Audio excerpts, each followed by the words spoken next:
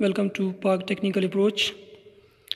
आज हम digital logic trainer को स्टडी करते हैं, देखते हैं कि इसका वर्किंग फंक्शन क्या है, प्रिंसिपल क्या है इसका और इसमें क्या क्या मौजूद है।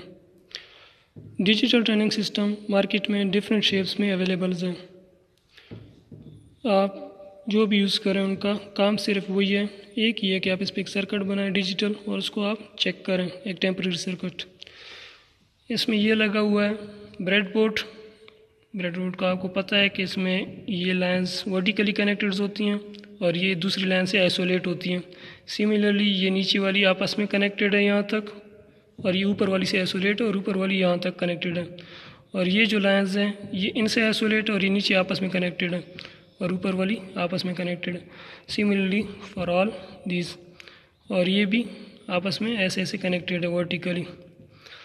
दूसरी जो इसमें चीज़ है ये इसके इनपुट्स हैं 1, 0। यहाँ से आप इनपुट वायर्स लगाते हैं, ये इसका कॉम्प्लीमेंट है। इधर लगाएंगे तो 1 करेंगे तो 1 होगा, 0 करेंगे तो 0 होगा। अगर आप इसमें लगाते हैं तो कॉम्प्लीमेंट में आएगा, आप इसको 1 करेंगे तो 0 जाएगा, अगर आप 0 में डालेंगे तो ये 1 होगा। ये इसके पुश बटन्स हैं, यहाँ से अब आप इनपुट्स दे सकते हैं P1, P2 एंड इसका कॉम्प्लीमेंट। ये 7 सेगमेंट डिस्प्ले का एक पोर्शन है, 7 सेगमेंट डिस्प्ले है इसमें, और यहाँ से आप इसको इनपुट दे सकते हैं। यहाँ से आप वेरिएबल रेजिस्टेंस भी ले सकते हैं, ठीक है। ये वेरिएबल रेजिस्टर की नॉब्स हैं। ये इसकी पावर सप्लाई आप ले सकते हैं किसी भी सर्किट के लिए, +5 volt, 12 volt ground and -12 volt. Similarly ये आपको हाई लो शो करेगा कि आप ये किस फॉर्म में ट्रेनर।